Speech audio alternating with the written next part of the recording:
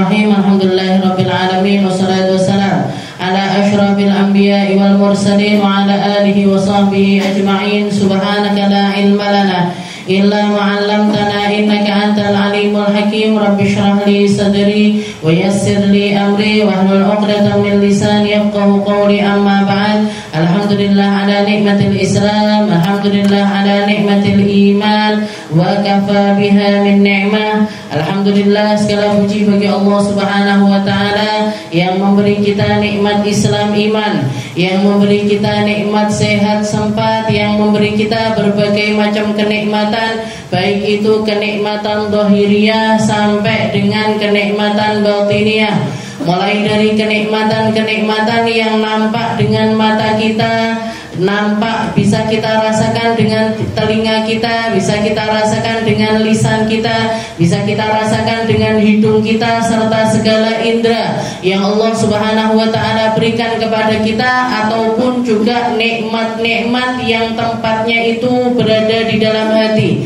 Nikmat senangnya kita untuk duduk di majelis ilmu, nikmatnya sholat dalam keadaan khusyuk, nikmatnya bersedekah dengan hati yang senang, nikmatnya memandang orang-orang soleh, nikmatnya berada di tempat-tempat kebaikan. Itu semuanya adalah nikmat-nikmat tambahan yang hanya Allah Ta'ala berikan kepada hamba-hamba pilihannya, yang hanya Allah Ta'ala berikan kepada mereka-mereka yang ingin difahamkan sama Allah Ta'ala tentang jalan akhiratnya, yang ingin diselamatkan dunia akhiratnya, yang ingin dikumpulkan sama orang-orang baik dari segala macam generasi, dari segala macam daerah, dari segala macam latar belakang. Insya Allah dikumpulkan bersama-sama di akhirat nanti di belakang benderanya Nabi kita Nabi Muhammad Sallallahu Alaihi Wasallam.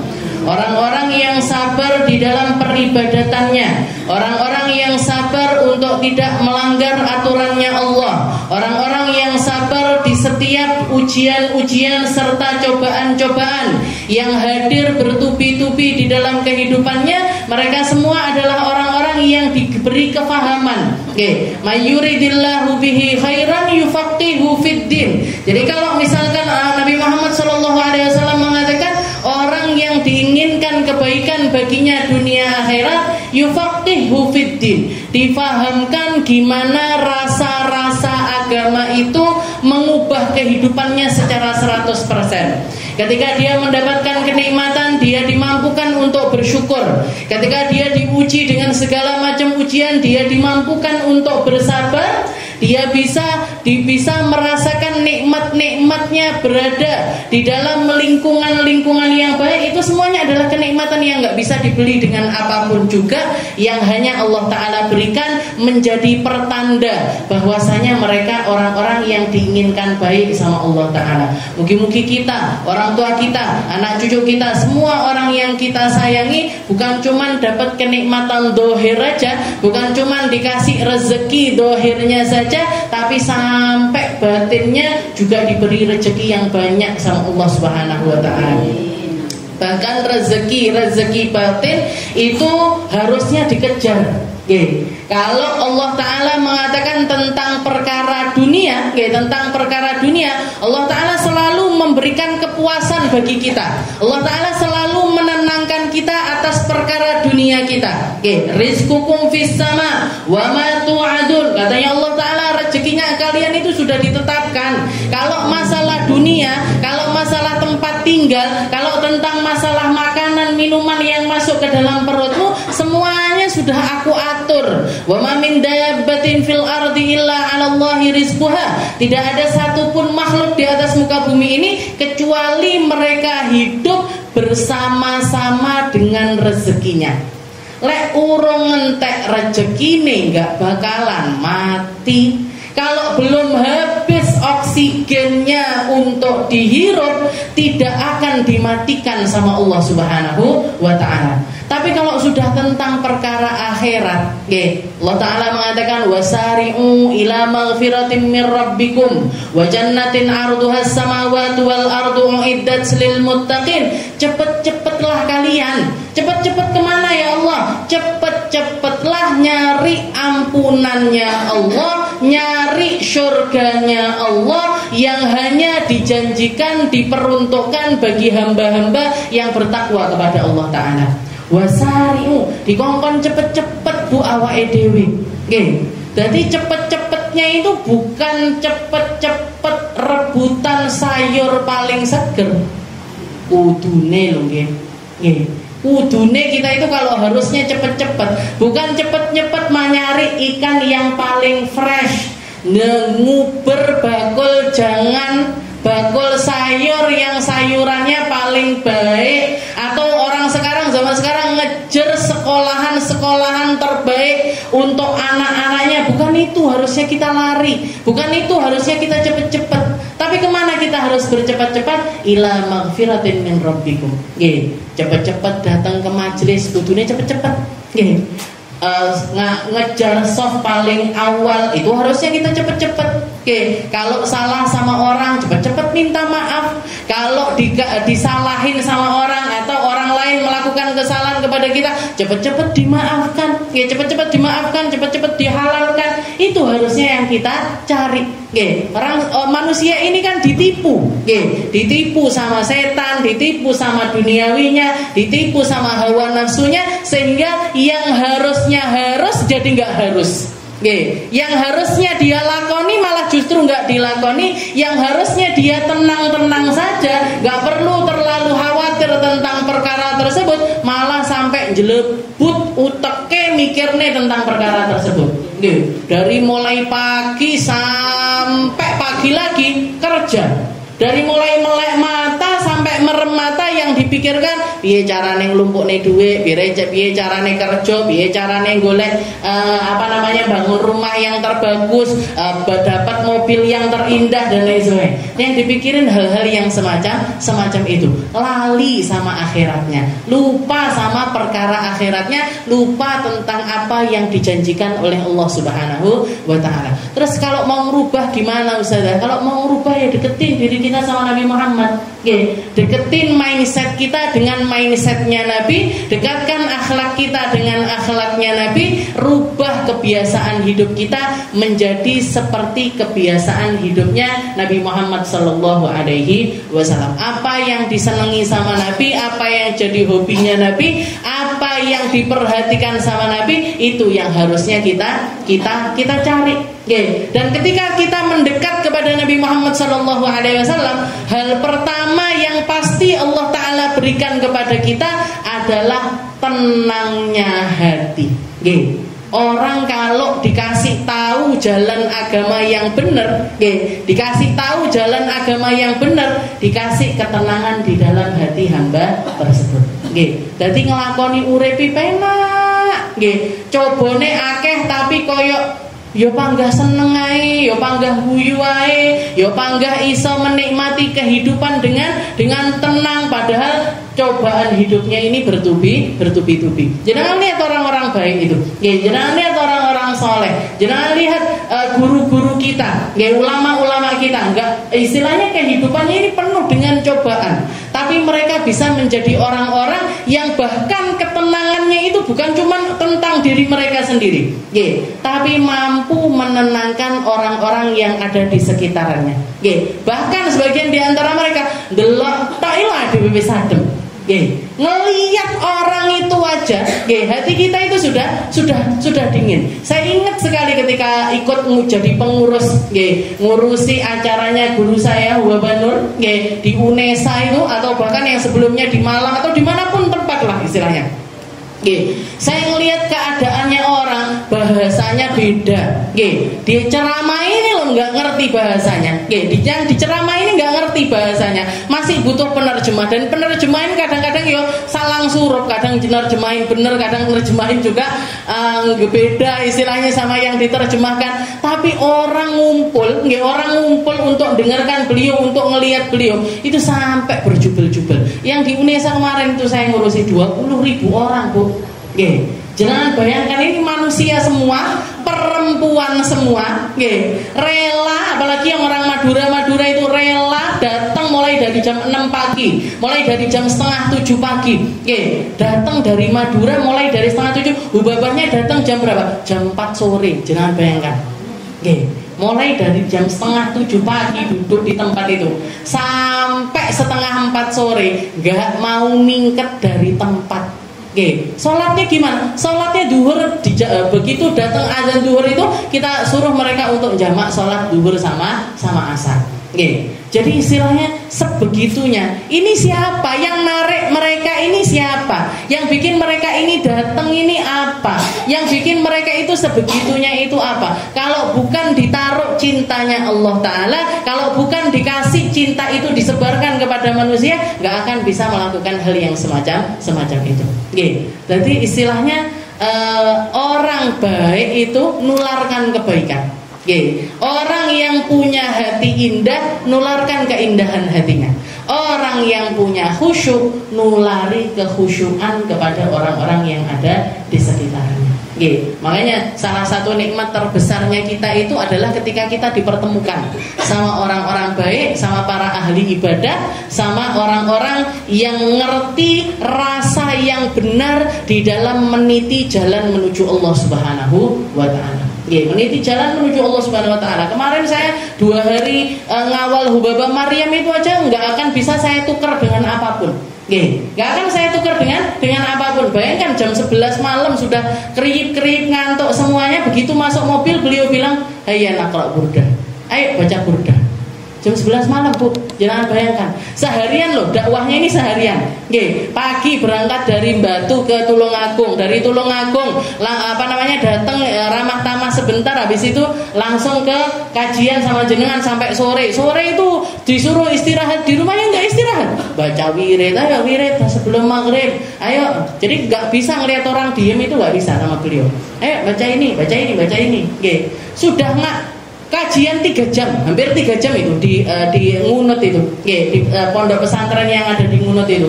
Setelah ngaji, beliau ke kamar mandi sebentar, habis itu makan malam, makan malam masuk mobil, yang di mobil diajak baca burdah. Ini yang ngawal udah gini semua. Masih disuruh baca burdah tengah malam. La haula wala. Tapi orang-orang kayak gitu itu memang seperti itu. Kenapa kok mereka bisa seperti itu? Ya sudah ngerasakan halawatul iman. Jadi nikmatnya mereka itu ya di dalam ibadah. Senangnya mereka itu ya di dalam ibadah. Rehatnya mereka itu di dalam ibadah. Sehingga mereka bisa menjadi orang-orang yang begitu indah. Ketika kita dekat aja luar biasa nikmatnya. Kita lanjutkan pembahasan kita dalam kitab Risalatul Mu'awanah ila an qala al-mu'allif rahimahullah ta'ala wa nafa'ana bi ulumi fid dharain amin wa sabru ala 4 aqsam. Awwaluha as-sabr ala at-ta'ah wa yahsudu batinan bil ikhlas wa hudurul qalbi fiha. Jadi kita masih membahas tentang perkara sabar. Tentang perkara sabar. Rasa hati di mana harusnya sesuatu yang berat, yang ganjel di dalam hati itu ditahan. Sesuatu yang bertolak belakang dengan keinginan manusia pada umumnya, dengan karepe awake, karepe motone, karepe telinganya, karepe lisannya, ketika dia berusaha untuk menjadikan anggota tubuhnya ini berada di jalan ketakwaan kepada Allah Ta'ala, mereka memilih untuk menahan itu semuanya. Memilih untuk menahan itu semuanya. Ini yang namanya sabar. Ini yang namanya sabar. Dan Habib Abdullah bin Alawi Al-Haddad menerangkan wasabru ala 4 aqsam. Yang namanya sabar itu dikategorikan menjadi 4 bagian. Awwaluha as-sabr ala ta'ah. Yang pertama sekali adalah sabar di dalam ketaatan kepada Allah Ta'ala. Nomor 1 sama nomor 2 ini namanya sabar di dalam ketaatan dan sabar di dalam meninggalkan maksiat. Sabar di dalam melakukan ketaatan dan sabar di dalam menghindari perkara-perkara yang dimurkai sama Allah Ta'ala. Juga sebagian ulama mengkategorikan 2 jenis kesabaran ini dengan nama sabrus suluk. Jadi sabar di dalam berjalan menuju Allah Subhanahu wa Ta'ala. Nah, 2 hal ini penting. 2 perkara ini penting di dalam sulukuna ilallah. Kalau di kitab ini namanya lirraghibina minal mu'minin fi suluki tariqil akhirah. Risalatul Muawanah, pesan-pesan yang akan membantu bagi siapa? Lirraghibin, untuk orang-orang yang menginginkan dari golongan orang-orang mukmin min suluki tariqil akhirah, untuk jalan di jalan akhirat. Kita ini masih di dunia, Bu. Kita ini masih di dunia. Masih di dunia semua tuh nih. Apa di alam mimpi?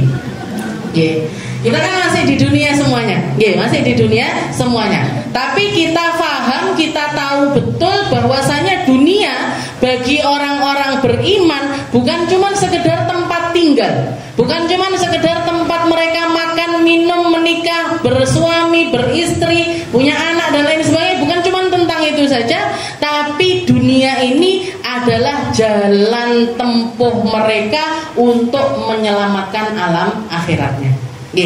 Maka ketika kita berada di dunia, Allah Ta'ala memerintahkan kita untuk menjadi hamba-hamba yang bertakwa. Gimana caranya jadi hamba yang bertakwa? Sabar ngelakoni taat, sabar meninggalkan maksiat.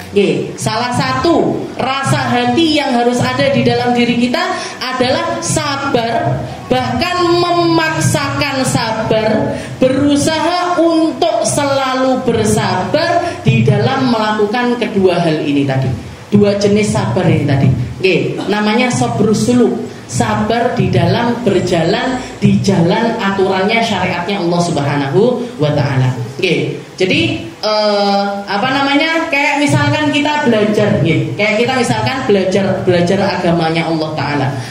Agamanya Allah Ta'ala ini agama yang berat. Al-Quran itu berat, ilmunya Al-Quran itu berat, semua yang berkaitan dengan Al-Quran itu juga berat. Dan Allah Ta'ala ketika memerintahkan berucap kepada Nabi Allah Yahya, beliau mengatakan, Allah Ta'ala mengatakan, ya Yahya khudhil kitabah biquwah, wahai Yahya, ambillah perkara Alkitab ini dengan segenap kekuatanmu. Dengan segenap kekuatannya, kekuatan yang ada di dalam dirimu. Maksudnya apa? Ketika kamu itu, salah satu contoh bentuk ketaatan yang kita lakukan adalah ngaji, belajar. Ngaji, belajar, ngrungokne pengajian, thalabul ilm, ngambil ilmu, mentransfer ilmu dari para masyaikhina, dari para guru-guru kita untuk masuk ke dalam diri kita. Ini ketika kita mengambilnya, gak bisa kita mengambilnya dengan rahatul jasad, gak bisa. Kita nggak bisa mengambilnya dengan badan yang enak, dengan badan yang gampang, tanpa mengeluarkan apapun, tanpa modal apapun, tanpa mengorbankan apapun, itu nggak akan dapat. Terus gimana? Makanya Allah Ta'ala ketika mengatakan kepada Nabi Allah Yahya, ya Yahya khudhil kitaba biquwah, ambil ilmu Alkitab itu dengan segenap kekuatan.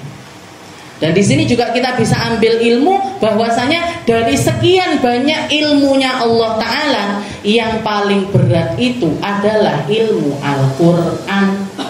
Kalau jenengan mau memperjuangkan Al-Qurannya jenengan, mau memperjuangkan Al-Qurannya anak-anaknya jenengan, mau memperjuangkan Al-Qurannya cucu-cucunya jenengan, ini harus mengorbankan banyak hal. Ndak iso, Bu, apal karepmu ora apal karepmu, ngaji karepmu ora ngaji karepmu, murojaah karepmu ora murojaah karepmu, nggak bisa. Kalau mau dapat Al-Quran, ya harus mengambilnya dengan segala kekuatan. Bahkan kalau untuk ilmu Al-Quran, yang berjuang bukan cuman anak yang lagi ngambil Al-Quran itu saja, tapi semua yang ada di sekitarnya harus ikut andil. Bapak kudu motivasi, ibuke kudu memperjuangkan, butuh biaya ya kudu dibayari, nggih. Bayar gurune larang ya panggah kudu dilakoni, nggih. Harus banyak hal yang perlu untuk diperjuangkan ketika kita itu memperjuangkan sesuatu yang bentuknya itu taat kepada Allah Subhanahu wa taala. Dan manusia zaman dulu, orang-orang zaman dulu, para solihin zaman dulu, mereka itu kalau sudah berkaitan dengan ilmunya Allah Ta'ala, mereka mengambilnya dengan keseriusan yang luar biasa.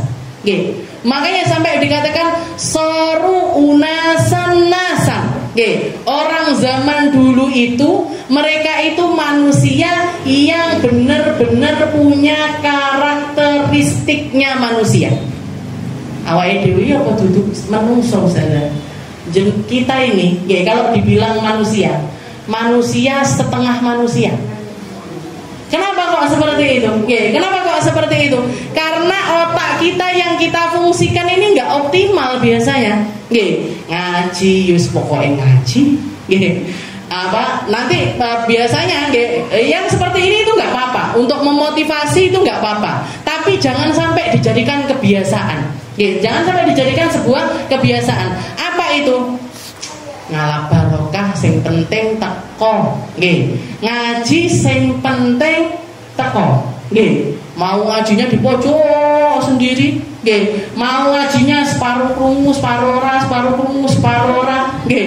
Nah, kayak gitu itu kalau untuk memotivasi diri kita di awal-awal nggak apa-apa, Bu. Penting ngalah barokah, sing penting, nanti kalau kiainya datang atau bunyainya datang rebutan, rebutan salim, rebutan air minumnya, rebutan barokahnya, itu nggak apa-apa. Sebagai bentuk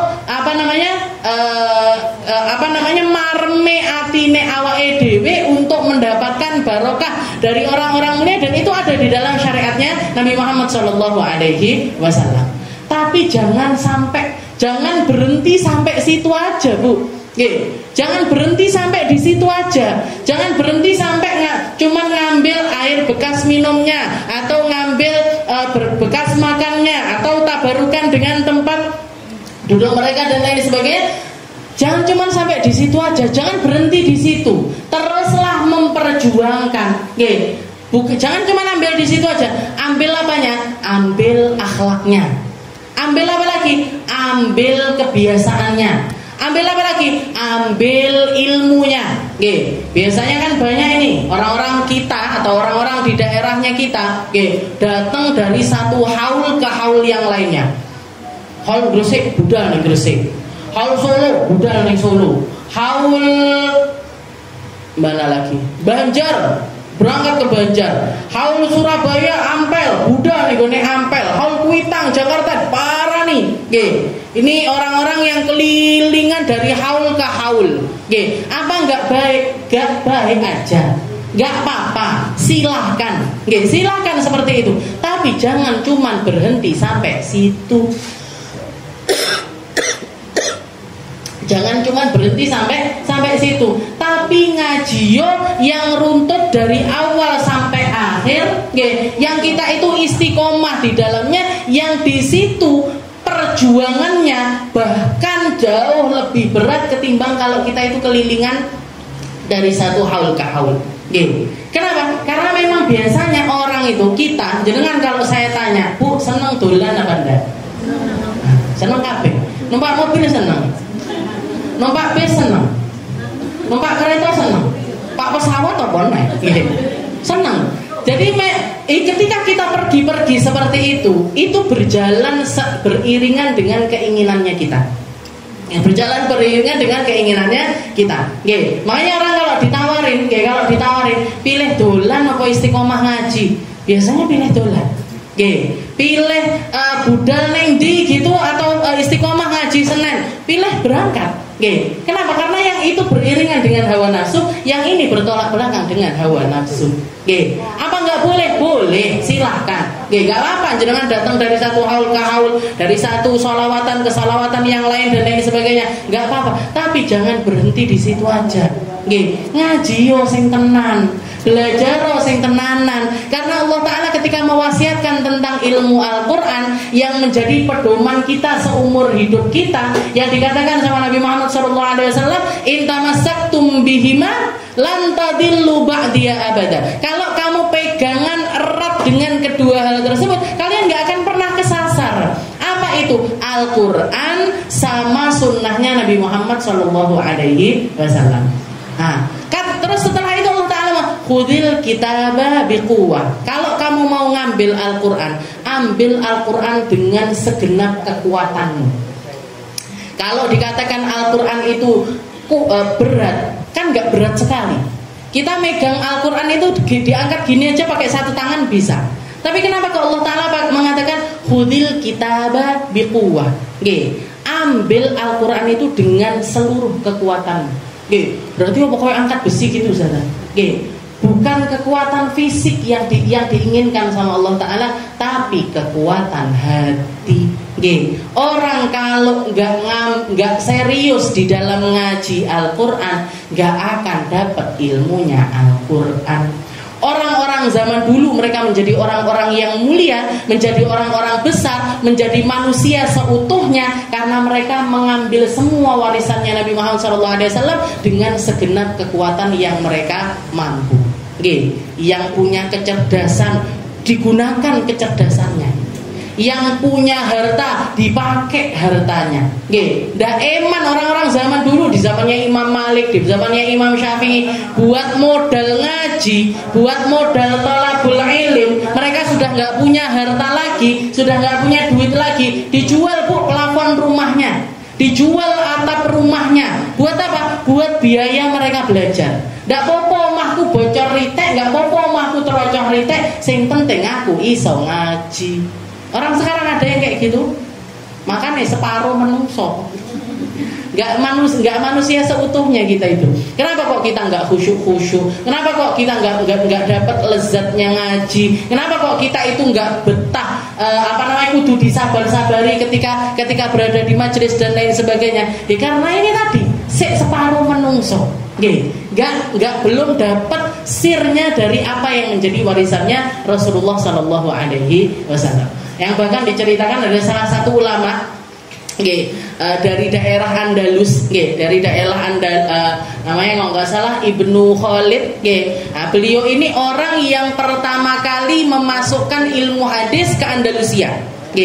Andalusia itu daerahnya sekitaran Mesir. Jadi daerah di sekitaran Mesir. Beliau ini orang yang gigih sekali di dalam mencari ilmu.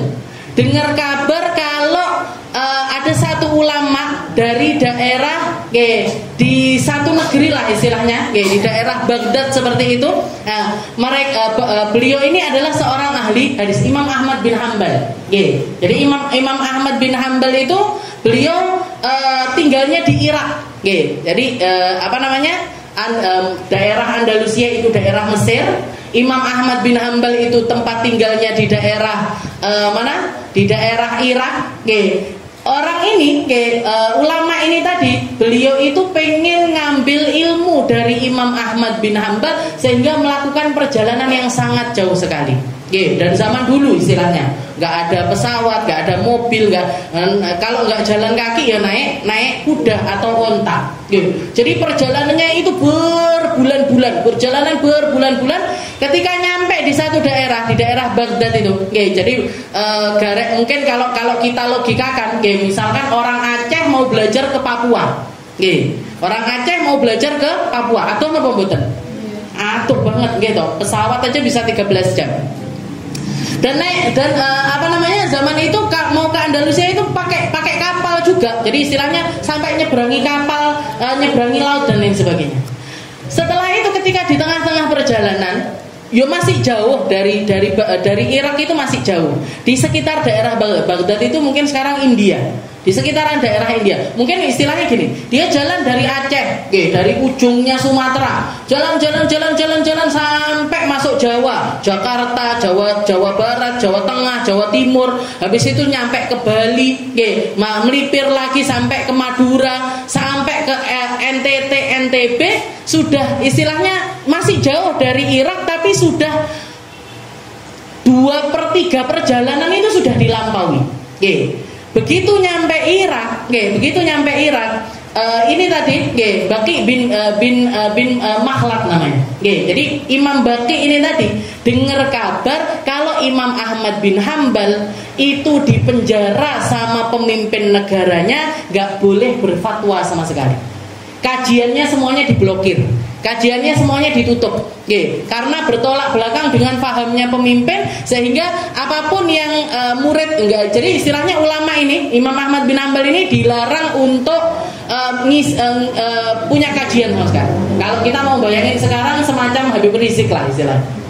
Beliau masih eksis ngajar, tapi dilarang untuk menggaungkan acaranya, nggak boleh. Kalau ada seringkali dibubarkan sama pemerintah itu dan lain sebagainya. Imam Ahmad bin Hambal mengalami hal yang semacam itu. Beliau diblokir istilahnya, nggak boleh ngisi kajian, nggak boleh ketemu orang yang datang ke rumahnya untuk belajar itu nanti ditangkap. Beliaunya dipenjara di rumah, dan orang-orang itu nggak boleh datang untuk ngaji sama beliau, itu dilarang.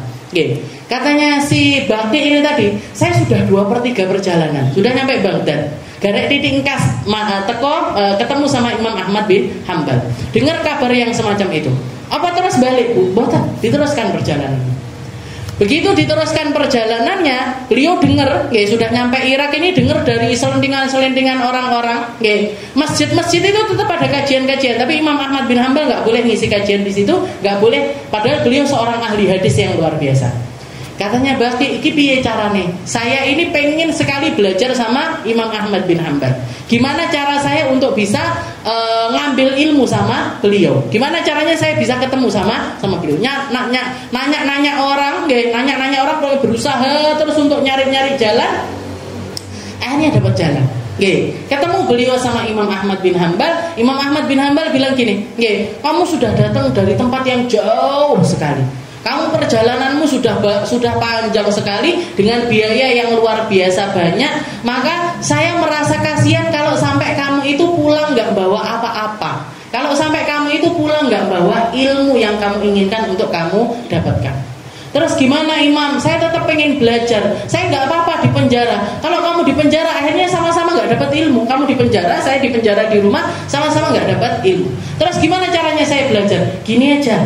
Kamu setiap hari datang ke rumah saya, tapi macao jadi gembel, macao jadi kayak semacam pengemis, kamu itu dandani dirimu untuk semacam orang yang ngemis, ngemis di jalan-jalan, pakai baju yang compang-camping, pakai baju yang jelek, Lakukan itu, nanti setiap hari datang kamu ke rumahku, mintalah kamu di depan pintu rumahku, nanti setiap hari tak kasih 1-2 hadis, tak talkin kamu untuk menghafalkan 1-2 hadis setiap hari, setiap hari.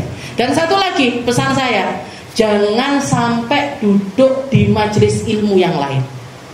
Jangan sampai nemuin ulama-ulama yang pro sama pemerintah. Karena kalau kamu nanti kelihatan duduk di majelisnya orang lain, akhirnya dikenal sama orang-orang kampung ini, iki pengemis yang ini saya ngaji ning masjid kono. Oh, ini pengemis yang ini yang kemarin.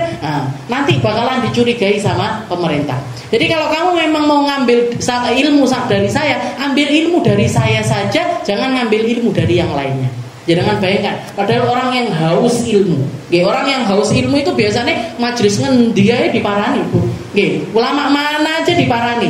Jadi ditahan itu demi keinginannya untuk mengambil ilmu yang murni dari Imam Ahmad bin Hambal. Dilakoni itu, Bu. Bayangkan. Ngajinya dari 24 jam dirinya itu tadi, dia ngaji cuman beberapa menit, mungkin nggak sampai 15 menit untuk ngetok dengan cara model kayak gitu ya, jadi gembel, totok-totok sama Imam Ahmad bin Hambal, sembunyi-sembunyi, jadi dikira orang minta-minta dikasih duit gitu, padahal waktu itu beliau itu lagi ditalkin ilmu, dilakoni, nggak cuman sehari, nggak cuman 2 hari, nggak cuman seminggu, nggak cuman 2 minggu, berbulan-bulan, berbulan-bulan ngelakoni urip jadi orang yang semacam itu. Jajan awake dhewe. Ngaji, tempatnya enak, karpete wis ditoto, penerangannya enak, enek kipas, ngeluh titik. sudah ngaji wis aku. Lara untuk titik sudah ngaji wis aku. Nggih. Mana kuatnya khudil kita babi kuat, yang dilakoni sama orang-orang zaman dulu itu jauh sekali dari diri kita. Makanya kenapa mereka punya kedudukan yang tinggi di sisi Allah Ta'ala, sedangkan kita jadi orang yang gini-gini aja. Dan itu kalau mau menjadi orang yang semacam itu, katanya Habib Abdullah bin Alawi Al-Haddad, as-sabru ala ta'at, sabar di dalam ketaatan itu perlu untuk diperjuangkan. Perlu untuk diperjuangkan. Landasan utamanya apa? Ilmu. Mana yang ketaatan yang memang dianjurkan sama Allah Ta'ala untuk kita taat di dalamnya. Sholat misalkan, sholat itu sing wajib sing di, sing sunnah sing di. Yang mana yang afdol, mana yang lebih afdol lagi. Saya ngelakoni mana, mana yang harus saya utamakan, mana yang nomor 2 dan lain sebagainya. Nah, landasannya ilmu. Setelah ilmu, setelah itu apa? Wa yahsulu batinan bil ikhlas wa hudurul qalb fiha. Ketika kita menjalani ketaatan itu tadi, butuh yang namanya ikhlas, butuh yang namanya hadirnya hati.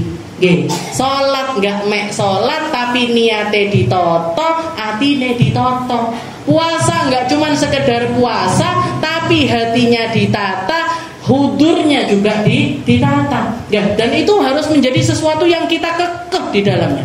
Jadi ditelateni setiap kali kita melakukan kebaikan, yang dihadirkan bukan cuman ibadahnya saja, bukan cuman dohirnya aja kita ibadah, tapi sak ibadah pikiran, sak ibadah hati.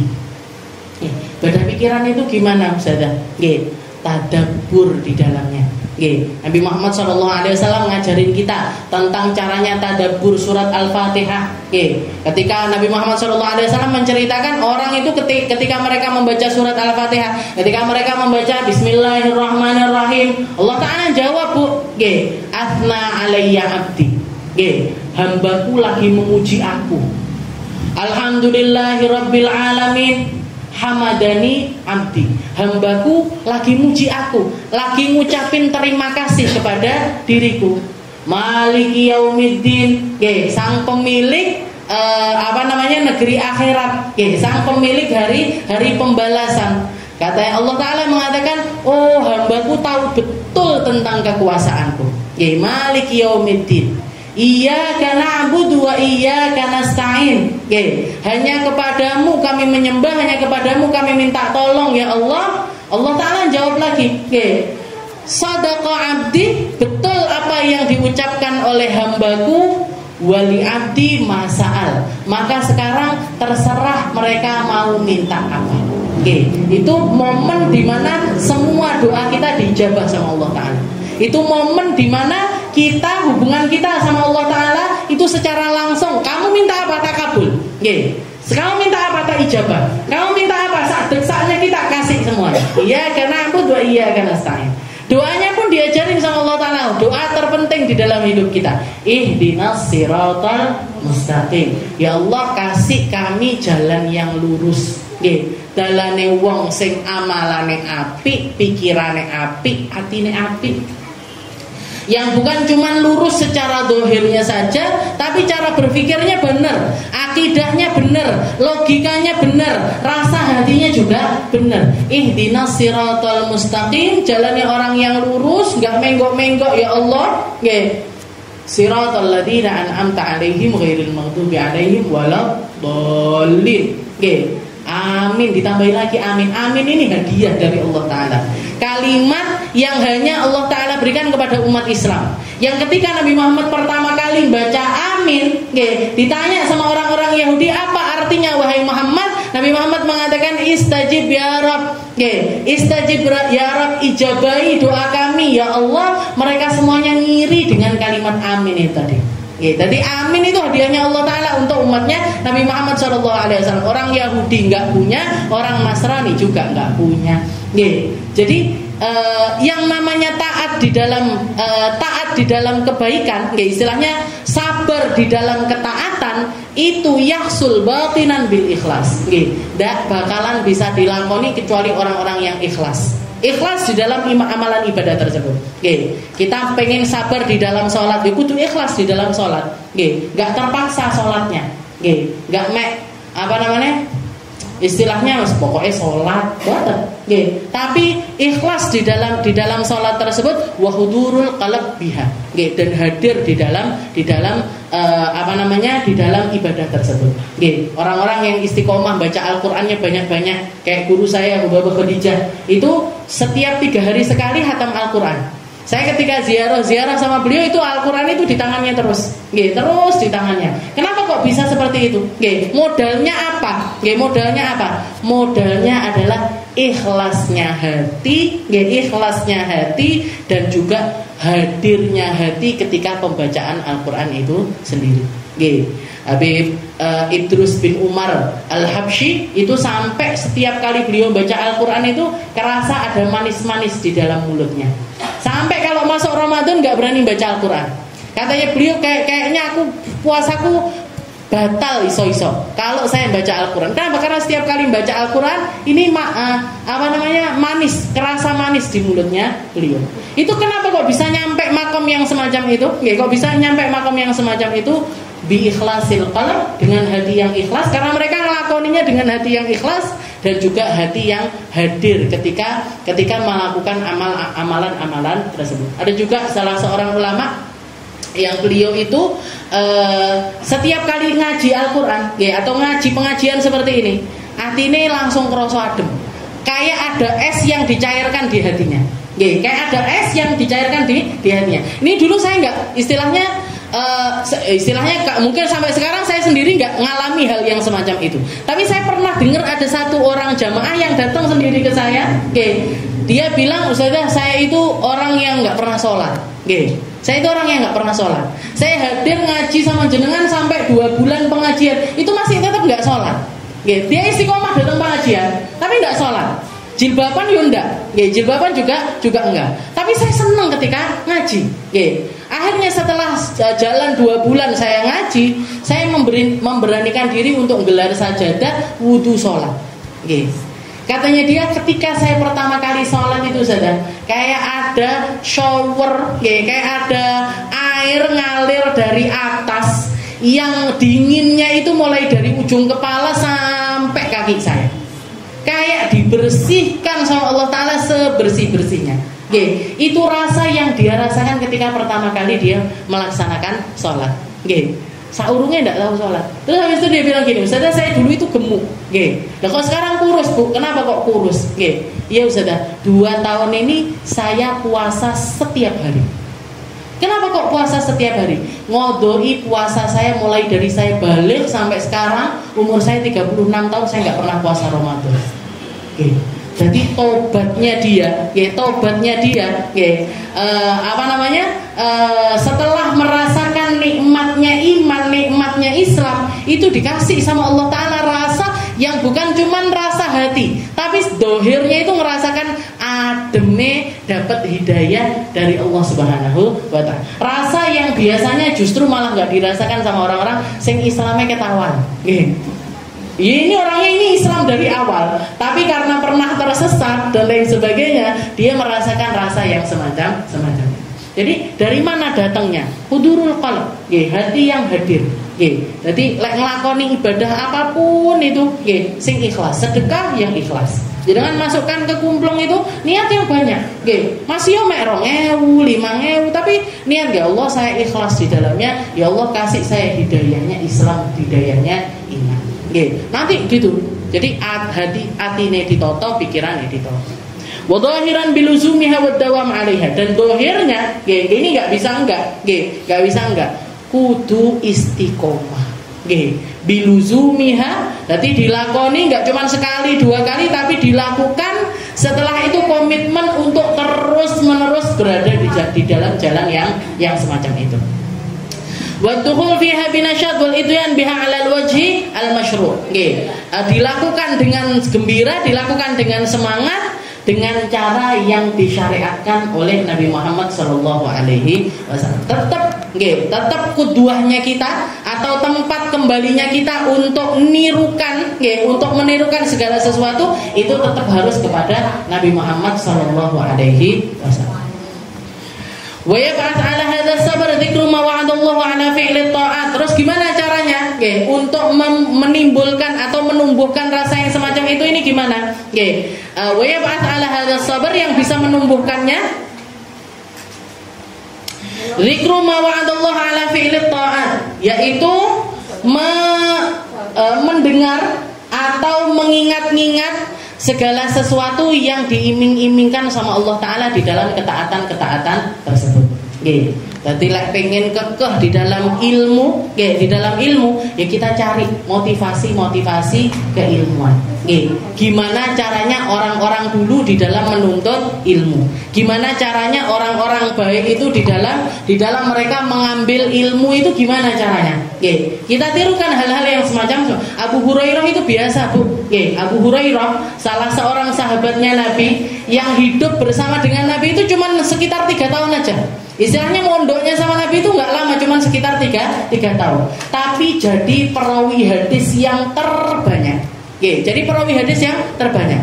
Apa yang dilakukan oleh Abu Hurairah? Dikatakan Abu Hurairah itu biasa, Bu. Perutnya diikat pakai batu. Jadi batu ditaruh di perutnya, habis itu diikat. Beliau keliling dari satu pasar, dari satu masjid, dari satu kebun, untuk apa? Untuk nyari orang-orang yang bisa dikorek ilmunya. Untuk nyari orang-orang. Kamu pernah dengar Nabi Muhammad ngomong apa? Diingat, dia paling. Kamu pernah dengar Nabi Muhammad ngomong apa? Diingat, dia paling. Kamu pernah. Jadi setiap kali kedengeran, waktu itu kan sahabat masih banyak sekali. Sahabatnya Nabi kan banyak sekali. Beliau ini hirisnya atau semangatnya di dalam mencari ilmu, sama siapa aja beliau itu ngorek-ngorek ilmu. Ketemu istrinya Nabi yang dicari ilmunya, ketemu sama Sayyidina Abu Bakar yang dicari ilmunya, yang ketemu sama Sayyidina Umar dicari ilmunya. Istilahnya dan bukan cuman diambil aja, bukan cuman sekedar dengerin aja, dengerin dia paling, dicatat, dengerin dia paling, dicatat, dengerin. Akhirnya beliau menjadi orang yang paling banyak meriwayatkan hadisnya Nabi Muhammad SAW. Padahal sama-sama Nabi cuma 3 tahunan. Istilahnya masuk Islam itu setelah itu tinggal bersama Nabi jadi ahlus suffah. Nah itu cuma sekitar 3 tahun aja. Ngalahkan Sayyidina Abu Bakar, ngalahkan Sayyidina Umar, bahkan ngalahkan periwayat hadisnya Sayyidina Ali bin Abi Thalib. Jangan kalau baca kitab hadis an Abi Hurairah. Kenapa kok seperti itu? Karena hirisnya atas ilmu, karena semangatnya beliau di dalam. Biasa beliau itu duduk di pinggir jalan, perutnya lapar ini, nggak makan itu beliau nggak apa-apa, tapi jangan sampai sehari nggak dapat ilmu. Nggak makan seharian nggak apa-apa, tapi yang penting seharian itu beliau harus mendapatkan ilmu dari para sahabat-sahabatnya Rasulullah SAW. Nah ini motivasi kita, untuk jadi orang-orang yang hiris di dalam keilmuan. Atau kalau nggak gitu ditarget. Saya hari ini kudu ngaji karo sopo. Jadi misalkan hari Senin, saya ngaji sama Kak Mina hari Senin, Senin malam di tempatnya Bu Dina. Nah, Selasa, jadi jenengan kasih target seminggu ini, jangan sampai luput dari pengajian. Pengajian itu kan nggak lama, paling sak jam, suwi-suwi ini sak jam setengah. Saya ngaji itu kuat yo mek sak gitu, Bu. Ini sudah muntup-muntup ini 48 menit. Bariki wes bar. Jadi istilahnya jenengan patok dari 24 jam saya harus ada 1 jam saya ngaji. Selasa kajian di mana? Misalkan yang dekat sini Masjid Al-Ikhlas, jenengan parani. Rebo di mana? Misalnya tempatnya Habib Hasan. Nanti Kamis di mana? Misalkan Al-Bahjah. Pokoknya setiap hari itu jenengan target harus ada ilmu tambahan. Kalau nggak dapat kajian yang semacam ini, hadir semacam ini jenengan nggak dapat, cari ilmu dari media. Nyari ilmu sekarang kita digampangkan. Saya ketemu banyak ulama di YouTube ini, Bu. Saya ketemu banyak. Salah satu yang sekarang ini saya lagi tergila-gila sama beliau, itu salah satu ulama dari Maroko. Namanya Syekh Said Al-Kamali. Jenengan tapi lek ngrungokne yang ngaji apa ini? Syekh Said madhabnya beda sama kita. Beliau madhabnya Maliki. Tapi saya senang banget dengarkan kajiannya beliau. Jadi setiap kali saya mau datang pengajian itu mesti saya sempatkan. Walaupun cuma pendek-pendek, misalkan 10 menit, 15 menit, pokoknya dengerin kajiannya Syekh Said Al-Kamali. Kalau nggak gitu guru saya Habib Umar, kalau nggak gitu Habib Ali Jufri, kalau nggak gitu pokoknya setiap hari. Alhamdulillahnya saya seminggu itu Senin sampai Sabtu ngaji, Bu. Nggih, ada pengajian. Nggih. Nah, setiap kali saya mau ngaji, saya mesti buka YouTube dulu. Nggih, buka YouTube dulu siapa yang pengen saya dengerin kajiannya dari beliau. Atau kalau enggak gitu idola saya juga dari Dubai. Namanya Habib Muhammad Assegaf. Nggih, kayak abah saya namanya. Nah, itu saya idola dari dulu. Nah, yang baru-baru ini Syekh Said Al-Kamal ini. Syekh Said Ramadan yang udah meninggal aja loh saya bisa belajar. Syekh Ali Jum'ah, yang dari Mesir itu. Nah, itu ketemunya di mana? YouTube, YouTube. Ya lek jenengan nggak paham yang bahasa Arab, cari yang bahasa Indonesia. Ada Ustazah Halimah, kalau mau yang perempuan, ada Ustazah Aisyah Farid, Jakarta itu juga luar biasa kajiannya beliau. Atau kalau nggak gitu, yang laki-laki lebih banyak lagi, Buya Yahya, habis itu sinten jenengan idolanya, Ustadz Somad, Ustadz Adi Hidayat, Ustadz ambil, yang ini juga dia dari Lawang itu, itu apa? Habib Muhammad bin Anis, nah, ya, dengerin. Terus kalau bisa yang runtut, misalkan Buya Yahya ngaji apa? Ngaji Aqidatul Awam, ya pasal 1. Nanti minggu depan pasal 2, minggu depannya lagi pasal 3. Nah, kalau jenengan jadi orang yang belajar ilmunya itu seperti itu, belajar ilmunya itu seperti itu, dapat banyak, Bu. Dapat banyak, istilahnya yo nggak sebanyak orang-orang dulu, tapi tetap dapat banyak. Dan ilmu ini sesuatu yang paling cepat di dalam merubah kehidupan kita. Dari nggak ngerti jadi ngerti, itu kayak orang ada di tempat gelap baru dipadani. Oh ini tiba caranya ngomong ini, caranya sholat gini, caranya muamalah sama suami gini, caranya didik anak-anak gini. Nah, jenengan kayak dipadangi. Ketika yang diambil itu ibadahnya atau ketaatannya, itu kalau tentang ilmu, ini kayak madangi sembarang-barang. Nggak ada yang gelap lagi di dalam kehidupan kita. Minathabi ajilan wa ajilan man nazwa sabar ala hadzal wajh wasala ila maqamil qurb wa hunaka yajidu fi ta'ah minal halawah. Ini yang beliau katanya Habib Abdullah bin Alawi Al-Haddad. Dan barang siapa yang melazimi kesabaran dengan cara alal wajhi dengan cara yang benar. Jadi kalau dia itu melakukan ketaatan dengan cara yang benar, dia akan sampai kepada maqamul qurb, maqamul muqarrabin, makom atau satu derajatnya orang-orang yang dekat sama Allah Ta'ala. Jadi dekat sama Allah Ta'ala. Wa hunaka yajidu fi ta'ah minal halawah. Dan ketika orang nyampe ke derajat tersebut, dia akan merasakan manisnya jadi hamba yang taat, manisnya menjadi hamba yang patuh sama Allah Subhanahu wa Ta'ala. Tiba-tiba sholatnya nikmat banget, tiba-tiba tangi bengi nikmat banget, tiba-tiba baca Al-Quran itu nikmat banget. Kenapa orang-orang itu bisa banyak ibadahnya? Ya karena mereka sudah merasakan manisnya ketaatan di jalannya. Waladzah wal unus ma la yusaf. Rasa tenang, rasa indah yang nggak bisa diungkapkan, yang nggak bisa disifati dengan apapun, yang nggak akan mau mereka tukarkan dengan apapun. Jadi nggak akan mau ketaatan yang semacam itu, mereka nggak akan rela untuk ditukar dengan apapun. Wa yang bagi liman hasala ala hadzal amr alla yaskun ilaihi dunallah. Dan kalau jenengan sudah merasakan rasa yang semacam itu, saya ngerasakan nikmat itu kalau dibangun malam misalnya. Saya merasakan nikmat itu kalau sholawatan. Saya ngerasakan nikmat itu kalau sholat duha. Saya ngerasakan nikmat itu kalau ngaji subuh misalkan. Jangan sudah merasakan rasa tersebut, maka jangan diam di tempat, tapi tambahi terus, minta sama Allah Ta'ala untuk ditambah-tambah terus kenikmatan-kenikmatan yang semacam itu. Bennya apa? Ben awake dhewe betah dan diistiqomahkan di dalam kesabaran dalam taat tersebut sampai kapan? Hatta atanal yakin, sampai yang yakin itu datang kepada kita. Apa itu yang yakin? Mati. Sampai kita dimatikan dengan rasa-rasa nikmat tersebut. Sampai kita dimatikan di dalam ketaatan yang semacam itu. Sampai kita dimatikan dalam keadaan yang indah-indah yang dirasakan sama orang-orang terdahulunya kita. Ihdinas siratal mustaqim siratal ladzina an'amta 'alaihim. Jalannya orang yang engkau kasih nikmat di dalam hidupnya. Nikmat di dalam apa? Nikmat ketika mereka bisa taat. Nikmat ketika mereka bisa terhindar dari maksiat. Nikmat ketika mereka diuji dengan ujian sama Allah Ta'ala. Setelah itu mereka bersabar.